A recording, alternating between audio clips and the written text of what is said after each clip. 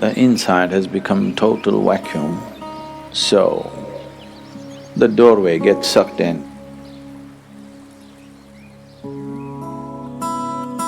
Another way of opening the third eye is you contain everything inside. The first way of doing is the best way of doing.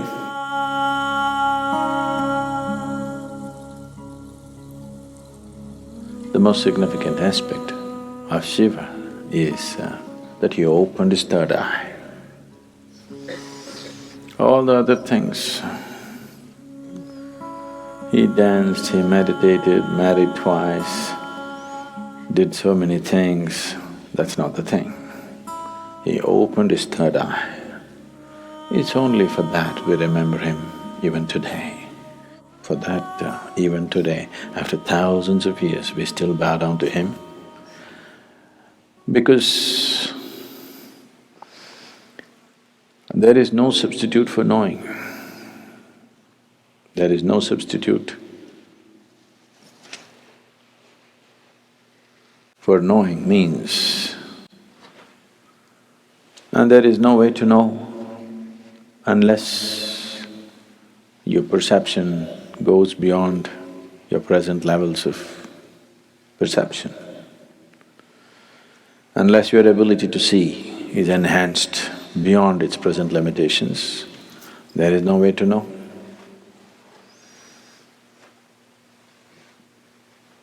To know is to be free. So, Shiva is significant for us not because he's wrecked in Himalayas, not because he played with snakes, not because of this or that, because he opened his third eye. He perceived what most human beings fail to perceive. What is unseen for a large segment of humanity became a normal part of his vision. That's what third eye means. So people say, when Shiva opened his third eye, it was a fiery process, fire came out of it. Why they're saying fire is because within himself, he burnt everything that he thought mattered to him. He became like a fire chamber, like a kiln, that within himself he burnt everything that can be burnt. And then from every pore of his body, instead of sweat and blood coming, ash came out. Why? Shiva is always depicted as ash smeared. He didn't go about smearing ash. Ash came out of his pores. This is to indicate that he has burnt it all. He has burnt every shred of ignorance, everything that one believes as true, he burnt. Because he burned everything and everything became ash, then this opening of the third eye could not be denied to him.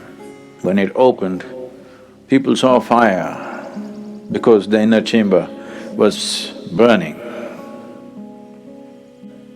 There are two ways of opening the eye.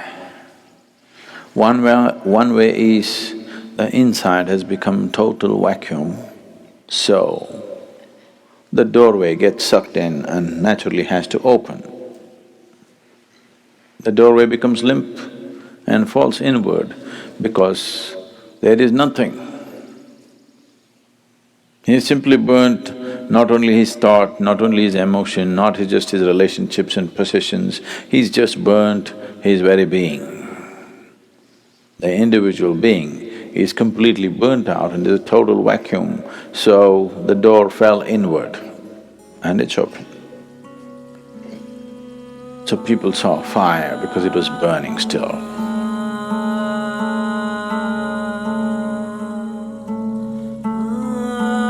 Another way of opening the third eye is you contain everything inside. Everything is contained. You did not find any expression for your thought, any expression for your emotion, any expression for anything. You could not even utter a word. See, if you remain silent for 4 days, on the 5th day, you feel like singing suddenly.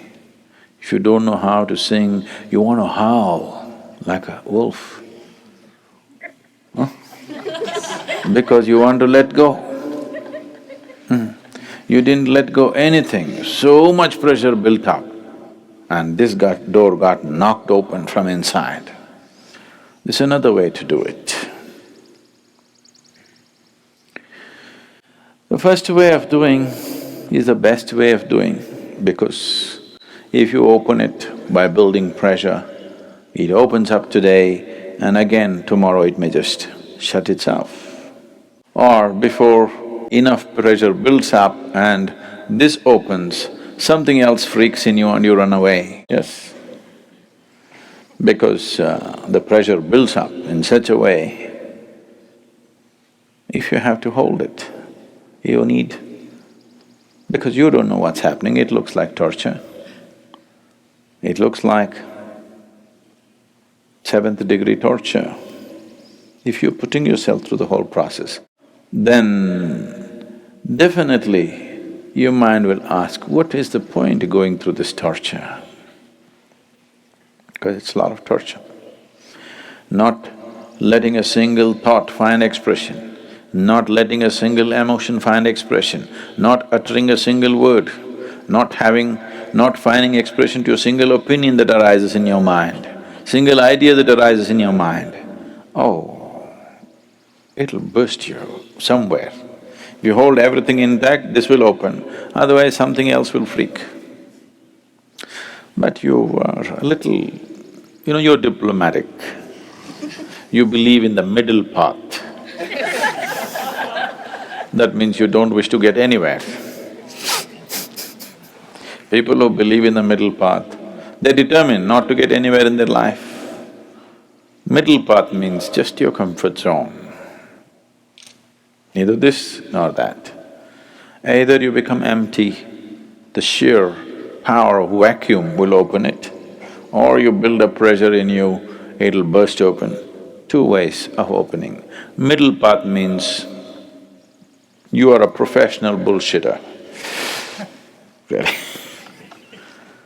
Full-time bullshitter you are, not professional. Profession means they do it only part-time, right? They do it only certain times of the day. It doesn't matter where you go, you do your own stuff. Middle path. Middle path is a way of not getting anywhere, and after some time thinking, this doesn't go anywhere. Right now you're walking on the street, suddenly you found a big rock, there are only two ways to go, either this way or this way. This way a tiger is growling, this way there's fire burning.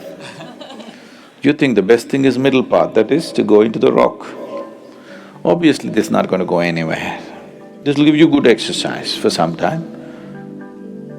If you try to go into the rock, it's a good exercise, really, it'll build a lot of good muscle if you take the middle path. It's just that you don't go anywhere.